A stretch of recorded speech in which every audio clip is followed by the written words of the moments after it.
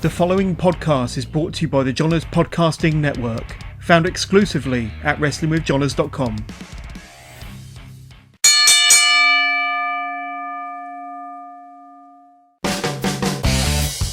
Attention wrestling fans. You're now about to listen to the man coming down the aisle from the main streets of South Elgin, Illinois, with a microphone in his hand and questions on his mind. This is Whaddya with DDJ.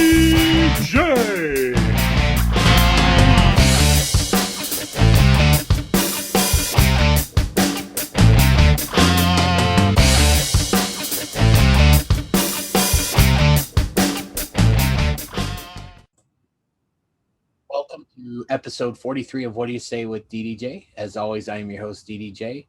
This episode is going to be one of my things I like to do when it comes to reviewing the pay-per-views and stuff, because joining me this week is my good friend John Bullard, and we take a look back at the recently seen WWE WrestleMania Backlash pay-per-view. We go over all 7 matches, and John gives his take on each match, what he thought of the outcome, and things he may have done differently. And it's always a lot of fun when I have him on. So get back, get your drink, get your snack, get in a nice comfy spot, kick back and relax and enjoy episode 43 of What Do You Say with DDJ, the review of WrestleMania Backlash with John Bullard. And don't forget, this show is part of the Johners Podcasting Network. Enjoy. What's up, everybody? Listen up. You're listening to Alan Funk, former WCW superstar, Kiwi, and power plant legend. You're listening to What Do You Say with DDJ on the Johners Podcast Network. All right, we are back with another episode of What Do You Say with DDJ, and I am bringing back a very popular new feature or concept to this show, something that I've tried a lot with lately, and it's been getting great reviews, so I figured why not bring it back and kind of make it a once-a-month type thing. We're going to be bringing back Did They Get It Right? And anytime I do a Did They Get It Right episode, I got to bring my very good friend on, and he's no exception this time. Joining me again is the owner/promoter of Chicagoland Championship Wrestling, and also has the JB and Ewok show as part of the Johners Podcasting Network, right along with What Do You Say with DDJ. Joining me today is my good friend John Bullard. John, how you doing this afternoon? Dennis, I'm doing great, friend. How you doing? I am doing very well. First off, before we begin, I want to thank you for getting me initiating the contact with myself and John and getting my show on here. No bones about it. Best decision I could have made for my show, because it's just, I love it. So thank you.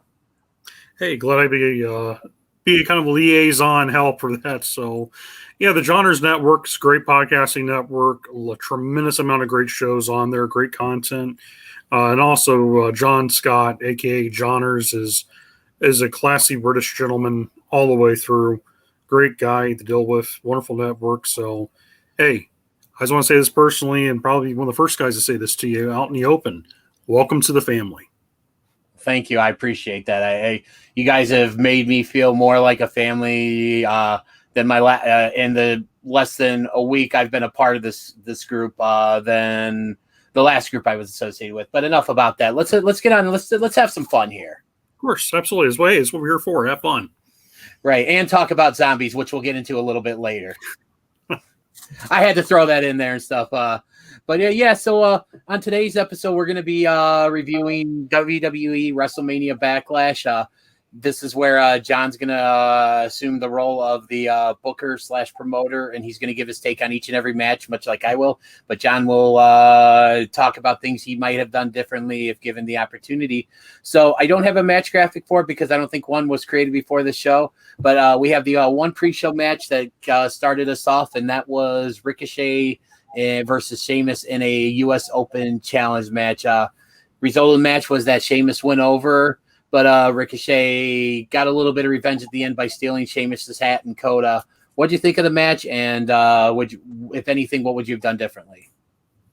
It wasn't a bad match. They're building up Sheamus as a defending champion. He's a big brute. He's your typical strongman, heelish type wrestler. He does a good job. He's good. He's very good on the microphone. You know, he gets his character over. Definitely this kind of like new persona of Sheamus that we're seeing. You know, more of the Irish bar brawler. I like it. With Ricochet, I kind of wish they would give him, before he did this whole U.S. title open challenge, it would have been kind of nice to see Ricochet getting some wins to build him up to challenge for that belt. Right. And give a little bit more of a build up to it. But honestly, it wasn't a bad match. No, it wasn't and stuff, you know, and I mean, I feel like Ricochet is kind of one of the many talents that just seems like he's so much better than what he's being given. And, you know, and that, so I loved what you had to say about Sheamus. I've been a fan of his work since in fact, I've gone on record many times to say, I feel Sheamus has been one of the MVPs of WWE in this pandemic era.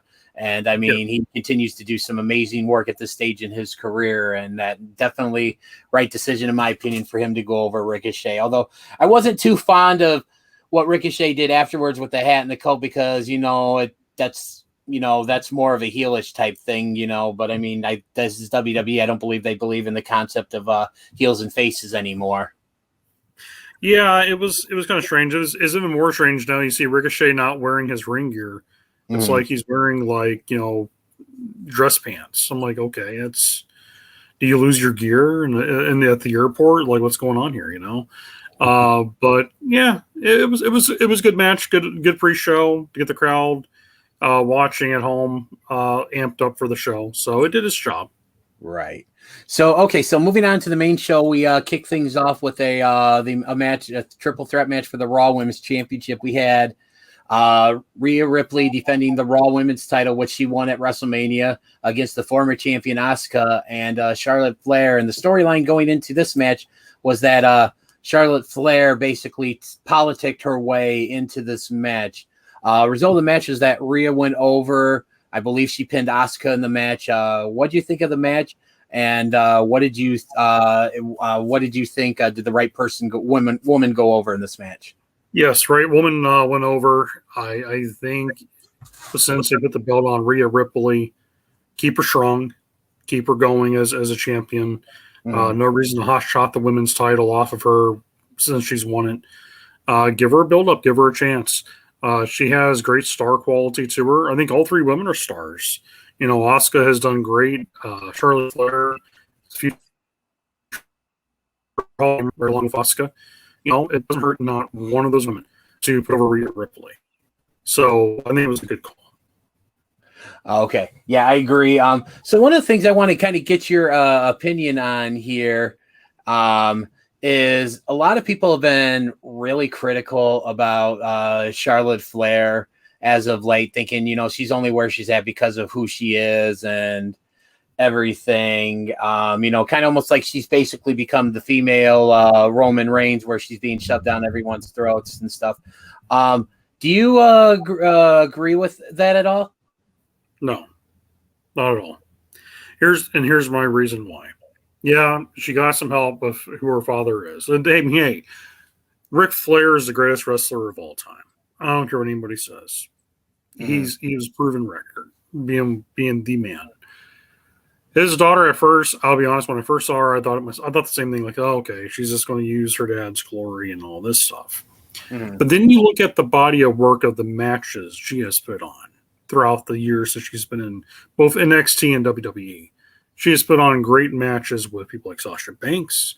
She's put on good matches with people like Becky Lynch, people like Asuka. The list goes on and on.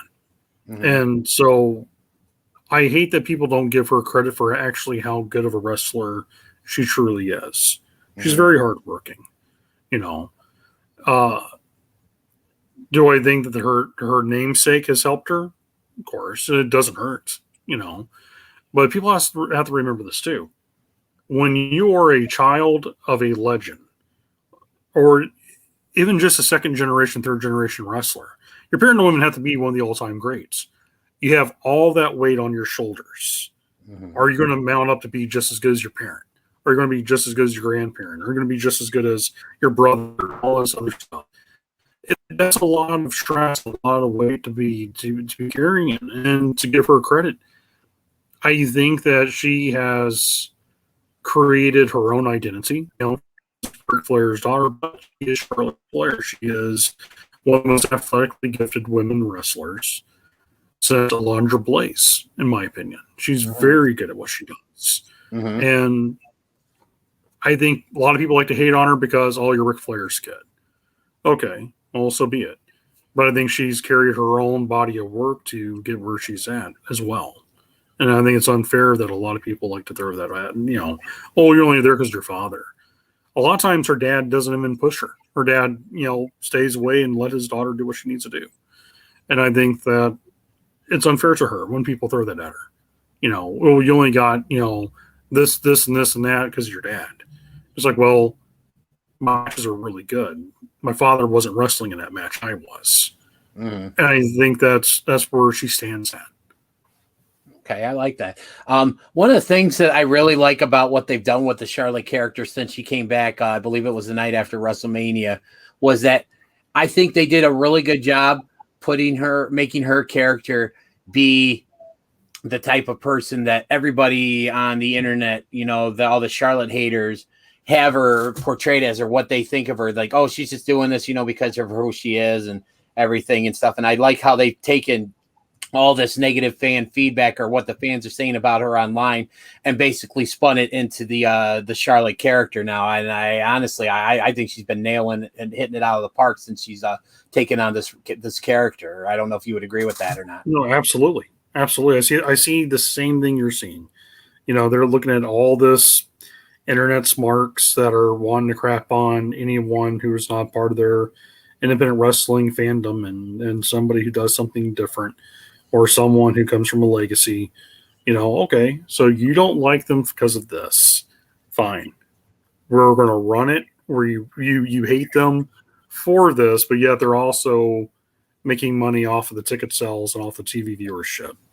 And the thing is, this could work not only just for WWE, this could work for AEW, Ring of Honor, any other company that has someone that the fans want to hate on. Give them a reason to hate them. You hate me? Okay. Well, I hope you're ready for TV tomorrow because I want to piss you off even further. And that's the way to do it. That's really the way to do it. Absolutely agree. So, all right. So we are going to move on to our next match, and it was for the SmackDown Tag Team Championships. We still had the champions, the Dirty Dogs, Dolph Ziggler and Robert Roode, defending against the father and son duo of Rey Mysterio and Dominic Mysterio. Result of the match is that we had Dominic and Rey go over to make history as the first father-son duo to win tag team gold in the WWE. And I say that because I know there have been other places where father-son duos have won tag team gold, but WWE doesn't acknowledge anything outside of their world. So we'll just leave it at that. But what do you think about the match? In particular, the pre-match angle where Dominic got jumped in the back, and then literally for the first half of the match, Rey was kind of in a handicap match. And what do you think about how it ended? I'm a firm believer that the young guys should really be paying their dues big time. And I feel like Dominic hasn't really have gotten a lot of that paying his dues. But it did show that Rey Mysterio can still work his butt off. Because, man, he worked hard in this match. Sold like $1 million. Really had my attention during this whole matchup. Do I feel like it was a right call? It's a nice feel-good story, but I wish they would give Robert Roode a better chance to showcase actually how great of a talent he is. I actually do like Dolph Ziggler's in-ring ability. I think Dolph Ziggler is a modern-day Mr. Perfect. The way he sells, the way he carries himself, the way he never has a bad match. If you really watch Dolph wrestle, you're never going to get a bad match or bad performance off Dolph Ziggler. Yep. He's a workhorse. So is Robert Roode, another workhorse. You have a workhorse tag team. Yep. Since the Revival left WWE, you look at Roode and Ziggler, that's your workhorse tag team that you're going to have to use properly to help out other guys. I kind of wish they kept the belts on Ziggler and Roode, so we'll see where this angle falls in at. Will they have their rematch, and will they end up getting the belts off of Rey and Dominic? Who knows? But all in all, for fans, I feel like it was a good call for what it was. It's a feel-good story about a father and son. I just want to see where it plays up at in the next couple of months. It's a good take on it because they share a lot of what you had to say about this match because again they hyped it up a lot in the build leading up to this match. Say if Ray and Dominic win, they'll be the first father-son duo in WWE history to win tag team gold. And kind of thinking when I was thinking about who I was picking would have picked to win this match, I almost went with the Dirty Dogs because it seems like almost every time they hype something up like what they were doing with this match, they go the opposite way and and what they were hyping up doesn't happen and stuff. But yeah, I'm with you that I like the feel good story. I definitely think for Dominic having kind of been really thrown into the main stage without really paying his dues or anything. I mean, I think he's done pretty well for himself. Obviously, he's still got a lot of room to improve, but I think he's made a decent showing for himself, given the hand he was dealt. The only thing I think I would have liked to have maybe seen in this match, and I'm going to put on my Booker cap here, and that was I would have loved to have seen the Dirty Dogs retain. Then they have a rematch at the next pay-per-view, which in this case I believe is Hell in a Cell, and have Ray and Dominic win then because the next pay-per-view, Hell in a Cell, is actually on Father's Day. So I think that would have been a really, really, really nice touch. But I mean, other than that, I have no issue with Ray and Dominic win because I think they're ultimate with this. I think they're ultimately going to serve as a transitional champions because I don't expect them to hold on to the belts very long, and I already have an idea of who I think the team they're going to drop the belts to is going to be. Well, who's your what's your theory on that? I think they drop the titles to the Usos. Yeah, I can see that. And but what I also see though too is I can see also this is a turning point where the one Uso brother actually turns on Roman Reigns, and we actually get the Roman versus Uso saga where it's finally he was really the head of the table, right? And I would be okay with that because I was enamored with the whole, and we'll talk about this, once we get to the main event here and stuff. Oh, absolutely. But I mean, I have been enamored with. I was really enamored with Roman versus Jay late last year. It was way better than I expected it to be, and I love the fact that they brought Jimmy back because to me, it's just revitalized my interest in the story and that. So, and we're getting it all over again, but this time it's with the other brother, and it's just it's great storytelling. But again, we'll get into that here once we get to the main event and stuff. But coming up next is, and I think this is where it's going to get a little fun, and I say fun, sarcastically, because we are going to talk about the lumberjack match between Damian Priest and the Miz. Oh yeah, the zombies. Yes, okay. And that. So lead up to this match was John Morrison told the Miz he's going to go have a talk with the lumberjacks in their locker room. Since when do lumberjacks have a locker room? And secondly, if you open a door and you see a bunch of zombies, why would you not close the door and just leave the door open and run away? That's that horror movie logic, I guess. I don't know, but I saw that and I'm just like, oh boy. And then we get to the match, no lumberjacks are there, and the next thing you know, the WWE Thunderdome converts to being an arena filled with virtual fans into a post-apocalyptic wasteland, and next thing you know, zombies are surrounding the ring. So we have a lumberjack match where the lumberjacks are zombies. Result of the match is Damian Priest went over the Miz. What'd you think of the match? Did the right person go over? And then after we talk about that, we'll talk about the whole idea behind why the zombies were there. To me, it was a good call. Damian Priest is on a hot streak. He had a huge WrestleMania moment with Bad Bunny.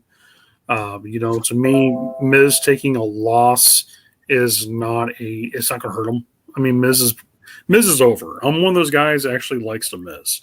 I love the Miz. Because the Miz is a proven wrestler. I don't care how many people like to hate on him. He has been consistent for so many years at what he does.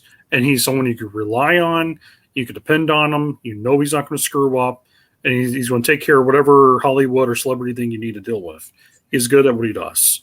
And that's something that every company desperately needs as an employee like that. Now, do I think it was a good call for Damian to win? Yes. Mm-hmm. Do I think the whole, like we used to talk about how Morrison has left the door open? Made no sense. Now, do I hate the zombies? I will say no, and I'll give you my reason why. Mm-hmm. Do I think they should have done it a little differently? Yes. I think when he saw the zombies, if there was a way they can gimmick the door, he shuts the door on the zombies and he hauls ass running. And then you have the zombies actually knock the door down or bust through it. Mm-hmm. That would have been a lot more theatrical, a good build up to it. Because, they're the unstoppable dead. Here they come, Mm-hmm. The reason why I don't get so bothered by zombies as if you look at the brand and the product that we were talking about, this is a company that over the years had people like the Ultimate Warrior, you had people like Papa Shango, you had Bray Wyatt, you had all that stuff. Why are fans so upset about zombies when you had a guy turn into different characters, had talking puppets around them, and I seen grown men, I love that gimmick, but they crap on the idea of zombies. Understanding that the sponsor of this show was a movie about zombies. So they tied in with their sponsor that the main star in the movie happened to be Dave Bautista. He was a former WWE champion and someone who is probably going to be in the Hall of Fame. So it's to me, not Booker-wise, but promotional-wise, as a promoter, it made sense why they tied that in. Mm. Did I like it? Like, as a fan? No, I'm good. Was it something I was like happy to see? No, but I understood why they did it. Because it was a sponsor paying them to put this in. And Miz, of course, is a movie actor. Damian Priest kind of has that whole dark side persona anyway. He's like Hell's Archer. So it works in a weird concept for that. But was I a huge fan of it, though? Not really. But as a promoter, I understood where it was coming from. Okay, that's a fair assessment. That's why I wanted to bring you on here, because a lot of times you see things differently than say I would or fans would, because you're involved in the business. You book, you promote and stuff like that, and you obviously will have to look at things a little bit differently than say myself, who's just someone that watches wrestling and and is a fan of it. So I definitely appreciate that take. I personally didn't like it. I thought they were, I definitely think they could have done things a little bit, differently that made this a little bit more well received by the fans as well too. But overall, I agree with you. I think Damian Priest going over was absolutely the right move. Like you mentioned too, I'm a huge Miz fan. He's over. He's basically Teflon. Just unfortunately during this match, I believe I don't think they've come out and officially confirmed it yet, but during this match. It was reported that the Miz did suffer a torn ACL, and I basically almost better than anyone right now can identify that because I'm, as of this recording, I'm gonna be having surgery to repair or reconstruct my ACL tomorrow morning. So so I can definitely sympathize with what he's going through and stuff like that. Oh, absolutely. As a former wrestler, I've had my share of injuries as well too, and it's not fun. No. And I hope you get to feeling better as well. DDJ, with your surgery coming up tomorrow, I hope everything works well. I want you to recover and be back on your feet before you know, and having fun with all of us again at shows. And same with the Miz. I hope he recovers and takes time off, be with your beautiful wife and your family, and just enjoy what you can. But we'll see you all in the ring again. Yeah, and as far as getting back on my feet to enjoy those shows. The doctor says I can travel. I will be there on June 12th. I'm not going to let anything or anybody keep me from that show. Awesome. I am definitely looking forward to seeing you again, my friend. Likewise. So before we move on to our next match here, John, did you get a chance to watch Army of the Dead? And if so, what'd you think? What I saw so far, first hour into the movie, not bad. Interesting story plot with Las Vegas and the zombies. The zombies are not your typical Walking Dead zombies, nor the Resident Evil type zombies. So they're remind me a lot more of the zombies you would go into battle against in the video game called Days Gone. I've heard of that game. Yeah, so that's what it reminds me a lot of. Is this Days Gone with Dave Bautista, but it's so far interesting. When I finish it, I'll probably give like my John at the movies review, so that way I kind of give it a 1 out of 5 stars, or this time 1 out of 5 thumbs. And you do the whole dismember it of a zombie fan, but yeah, no, not bad. What about you? Have you seen it yet? Yeah, well, again, because I've been off work here, I've had a lot of time to watch, movies and stuff and everything going on. I'll have plenty more time. And I did actually get a chance to watch it. I watched it actually the day it came out Friday after I took my son to school. And I liked it. I mean, for what it was, it's not your typical zombie movie, but I liked the different classes they had of the zombies. You had your traditional ones, then you had the what they called like the alphas, and then you had like the queen, and it just there was much more of like a hierarchy to the zombies, and you had those higher end ones and stuff that could like almost think, and it's just and stuff, and it was a really cool take on the zombie genre and stuff.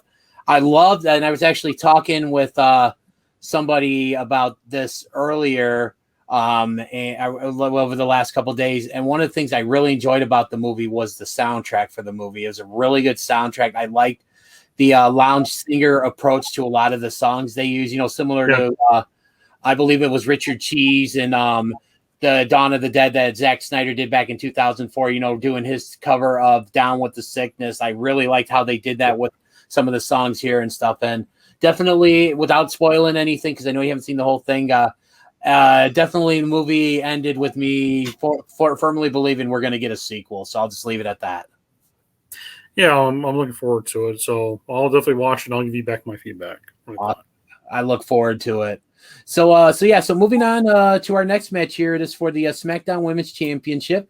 We have the EST of WWE, Bianca Belair, defending her SmackDown Women's title, which she won at WrestleMania against the longest reigning SmackDown Women's Champion in WWE history, and that is Bayley. This was Bianca's first title defense since she won the title. And she went over in this match over Bayley. What do you think of the match? And Bianca going over, was it the right move? Yeah, right move. She had a huge WrestleMania moment, a very historical moment on top of that. She's worked hard for everything she's got, going from NXT all the way up to the main roster. Her beating Bayley. Bayley's in the same boat like The Miz. Bayley has proven herself so much as a talent that she could take a loss all year long and it won't even hurt her status, because she's had so many good title reigns, so many memorable matches and moments. So it was good to give Bianca a huge win over someone who was the longest reigning SmackDown Women's Champion. So good call. Agreed. I thought it was a really good match, and like I've said, and I can say basically what I'm about to say about Bianca, I can also say about my, with Rhea as well. You've clearly established that Bianca Belair is the now as well as the future of your women's division, and that. So definitely her going over here, absolutely the right call. Absolutely. All right, so now moving on to our first of two World Championship matches. We have the triple threat match that features the almighty WWE champion Bobby Lashley defending his title against Drew McIntyre, who he beat at WrestleMania, as well as the monster among men, Braun Strowman. Going into this match, there was a lot of it was originally supposed to be Drew versus Bobby. Braun beat Drew to find his way into the match, and then we had a couple of instances where both Drew McIntyre and Braun Strowman had matches against Bobby Lashley in the lead up to this event. Long story short, Bobby Lashley retains in in my opinion, a very good big man match. What do you think of the match, and was it the right call to keep the belt on Bobby Lashley? Absolutely. I was very pleased with them giving Bobby this title run so far. He's been getting pretty strong wins over his opponents. Him going into WrestleMania, him beating Drew, I think shocked a lot of people because I think a lot of folks thought Lashley was going to be a transitional champion. So far, he has not, which is a nice surprise. And coming into this match, I think a lot of people thought the same thing. Either Bobby's going to get knocked out of the ring, Drew will hit, the Claymore on Braun and get the win, and total opposite. Once again, Bobby Lashley finds a way to win. And I think it's good. It's a good build-up. They're building up to sooner or later is going to have to be Lashley versus Drew one-on-one without no interference, no one being involved in it. Mm-hmm. See, he was the better man. I have a feeling that's going to be the build-up towards it, the payoff. But so far, yeah, I'm happy to see Lashley retain. I think he deserves a good chance of being a dominant heavyweight champion because you look at him, he looks like an action figure. He looks like a legit monster in the ring. So why not give him that run? Right. And I think one of the biggest criticisms of the way Bobby Lashley was booked basically up until he won the championship was, how he was booked and a lot of people, including myself, have said that, the Bobby Lashley we've seen since he's been WWE champion is the Bobby Lashley I think we all wanted when he came back to WWE the night after WrestleMania 34, which we're going on a little over 3 years now.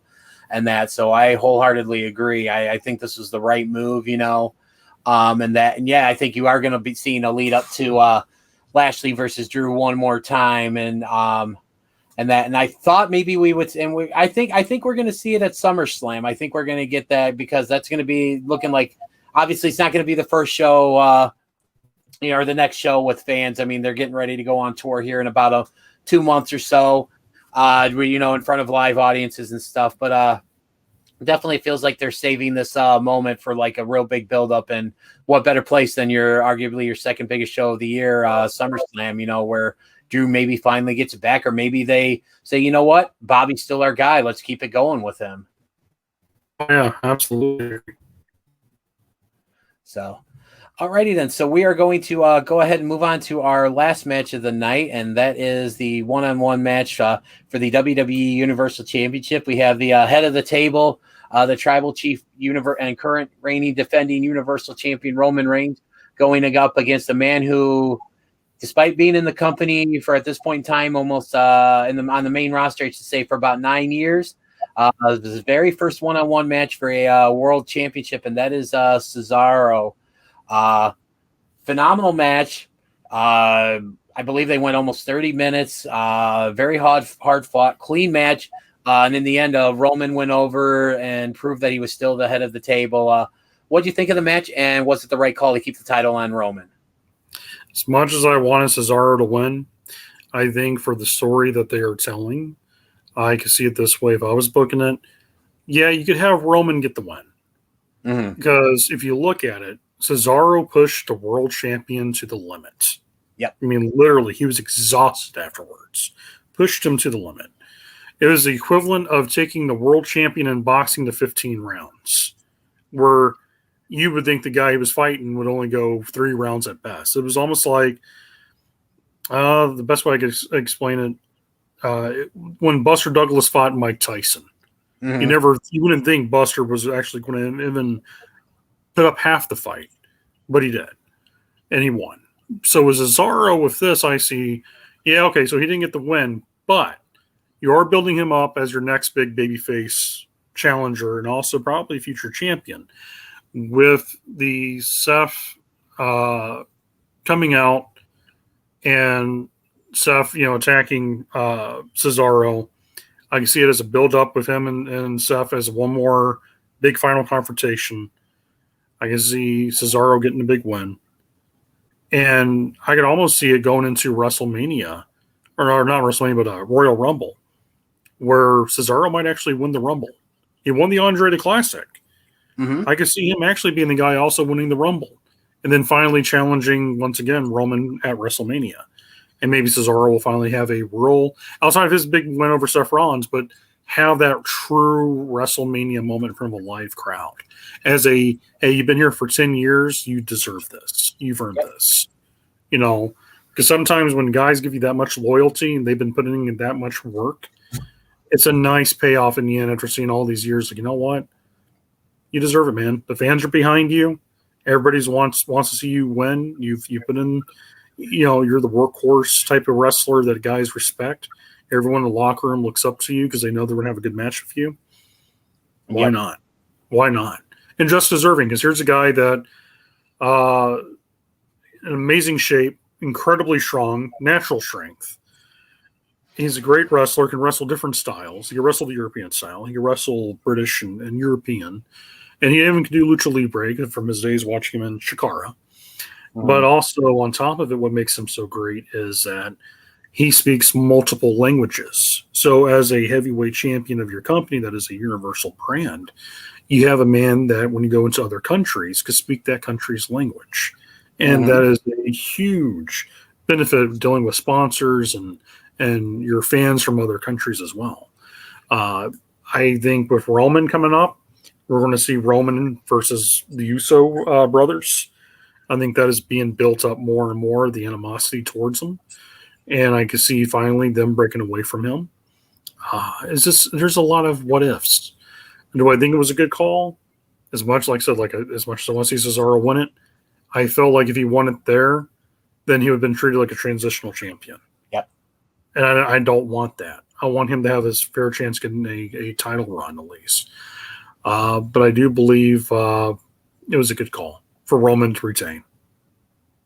Awesome. And definitely with the stuff with, Jimmy coming back and stuff, I really like where this is, where this could lead. I mean, we could see Jimmy pull Jay away from Roman. We could see Jay draw Jimmy. I mean, one way or another, I do feel like we're going to have an Uso reunion, but will they be part of the family or will they be split away from the family? Only time will tell. But I think that makes for great storytelling because we don't know what's going to happen. And ultimately, in the end, that's what we want. I would rather know what's going to, I would rather not know what's going to happen.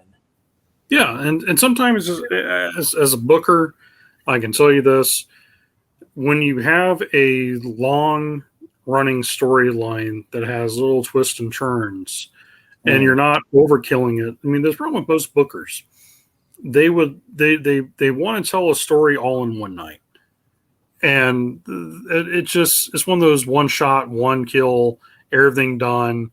You just did it because the ADD minded fans at times in wrestling, they just want instant gratification. Right. And that's the worst way to do it because what makes a great movie, what makes a great book, what makes a great wrestling match, what makes a great theater play is the story, the long run. Star Wars is not, one big fight and the entire series is over. It's multiple movies telling a story that evolves. It's like when you watch, what else a good movie? Lord of the Rings, prime example. It's a long movie because there's so much storytelling. There's so much things going on, and there's building between characters. There's building between good versus evil. Reason why there's good versus evil.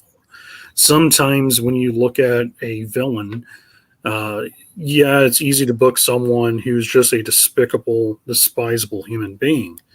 But sometimes some of the greatest storytelling you can do is the tragic hero. I try to do the right things. I try to be the good guy. But in the end result, the fans turn against me because I wasn't their flavor of the month. I wasn't the guy that they wanted to cheer for. Even though you want to go into this a little bit. With Roman's that tragic villain because the way we go back to WrestleMania, the WrestleMania moment where he won the belt and everyone hated him anyway. If you go further back and you look at the Royal Rumble that was in Philadelphia, Pennsylvania, the one that Dave Bautista won. Yes. When Roman was eliminating everybody, the entire building cheered for him. I remember that. Building was behind him. And all sports was cheering for Roman. But then Dave Bautista won. And all of a sudden, we're really angry. WWE gave it to Dave Bautista because they telegraphed it. The animals coming back. Oh yeah, you could tell Dave's going to win the Rumble. That's just they are telegraphing it a mile long. Mm-hmm. And then next year, at the Royal Rumble, Roman wins. And what happens? The fans saw it coming as well. They telegraphed it once again. Instead of getting, yay, the good guy finally won, because Roman was nothing but a pure white meat baby face. Mm-hmm. And the fans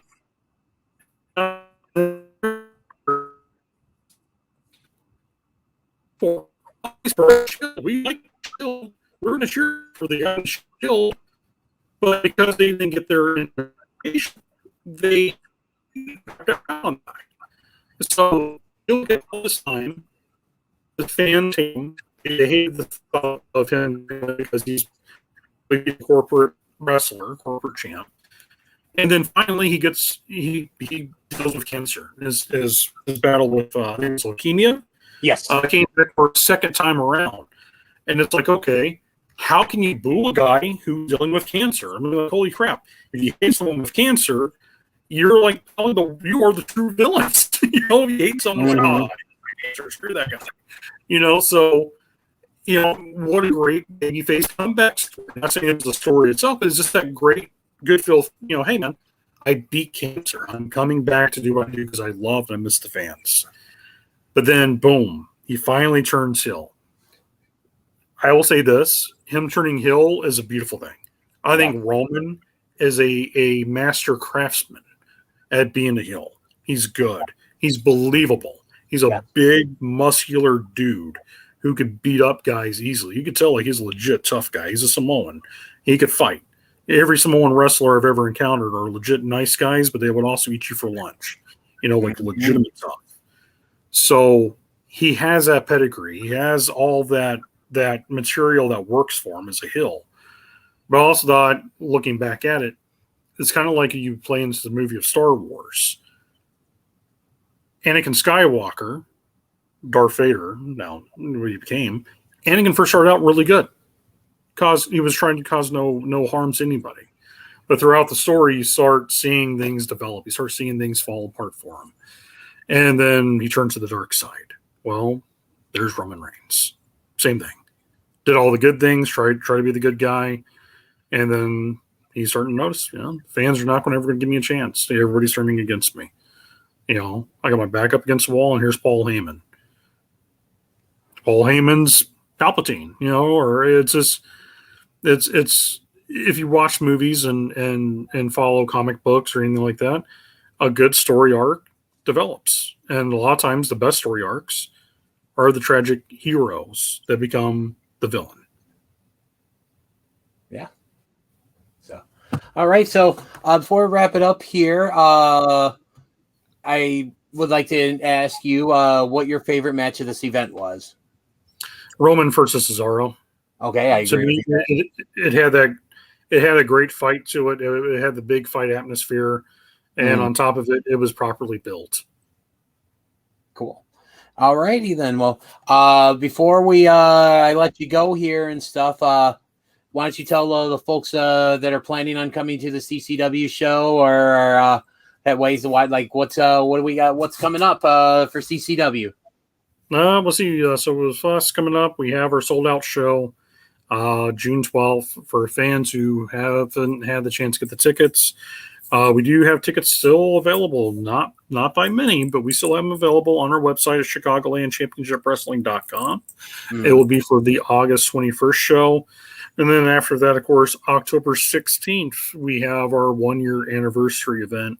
And then November 20th, we have the Chicagoland Cup. So it's going to be an amazing series of events coming up. We will have tickets available for all those events. And most importantly, June 12th, we're going to have a great time. Yeah. You can watch us on Powered 4 TV once the event is aired. Powered 4 TV is our home in the UK. Fight TV, Amazon. And also on top of that, High Spots Wrestling Network. I'm a huge fan of the High Spots Wrestling Network. If anybody actually hasn't had a chance to get that on Roku, they owe it to themselves as wrestling fans, because once you do and you see all the content you get, you can spend literally an entire week watching content on there and still haven't touched not 1/10 of everything that's on it. So many good promotions, so many good events, documentaries, You name it, they have it. Powered 4 TV has a lot of great stuff. When I say in the UK, I think a lot of fans think like, oh, you have to live in England to watch it. But as an American, you could actually have a subscription to Power 4 TV. So anybody who's a fan of European wrestling and British wrestling scene alone, all the promotions from the United Kingdom that's on there, it's really well worth watching. Awesome. Well, John, thank you so much for taking some time out to review WrestleMania Backlash with me. Definitely, guys, be sure to get your tickets for the August show, because you said there's not many left. And then be sure to be on the lookout for October 16th. And what was the November date again? I'm sorry. November 20th. November 20th. Because Chicagoland Championship Wrestling is a great promotion, and you definitely want to be one of those people that said I was there when I was there. So, So, John, as always, thanks, man, for hopping on with me. It was fun, and I'm sure I'll be, provided everything goes well, I'll see you in a couple weeks at the show. Thank you, DJ, for everything, buddy, and thank you for always having me on your shows, man. You're awesome. Awesome. Thank you so much. This is Steve Tortorello from Warrior Wrestling in Chicago Heights, Illinois, and you are listening to What Do You Say with DDJ. Enjoy the show, everybody. John, as always, thank you so much for coming on to do this show with me. I apologize for the audio issues you may have experienced listening to the show. There were some issues with the internet, but really enjoyed John's takes on every match, and I hope maybe gave you an understanding of a little bit more of how things usually might run during a show. Once again, the tickets for the June 12th CCW show are sold out, but be sure to catch it whenever it premieres on Amazon Prime, Fight.tv, High Spots Wrestling Network, Powered 4 TV, and all, wherever you can watch this stuff online, because it is going to be a great show. Tickets are still available for the August 21st show. But there's not many left, so go to ChicagolandChampionshipWrestling.com to get your tickets there, and hopefully you can make it out to arguably the best show right in the Midwest. It's a lot of fun, and that's all the time I have this week. Before I go, I do want to congratulate my friends Shane, Isaac, and Dozer on their show Such Good Shoot, which you can catch every Thursday night live on the Such Good Shoot Facebook page, as well as I believe their YouTube at 10:05 p.m. Eastern Standard Time, with the audio versions dropping every Saturday at 4:20 a.m. Eastern Time. The Such Good Shoot is now officially part of the Johners Podcasting Network family. So, guys, happy to have you right along for the ride. That's all at the time I got this week. We'll see you next week for a brand new episode of What Do You Say with DDJ, part of the Johners Podcasting Network. Have a good night, everyone.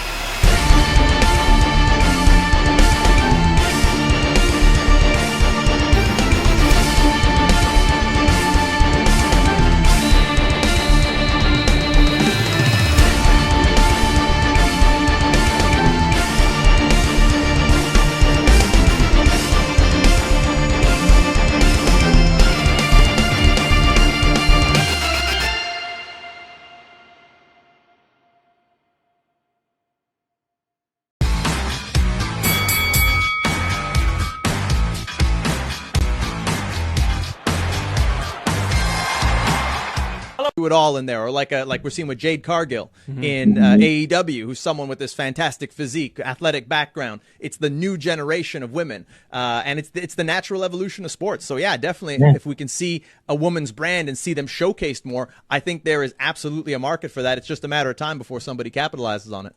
Especially since she's out there looking for a manager on AEW, and I was thinking to myself the other day too. I was like, Jazz would be perfect for this. Hey, they know how to get in touch with me. I saw Tony Khan quite often in Impact. Yeah.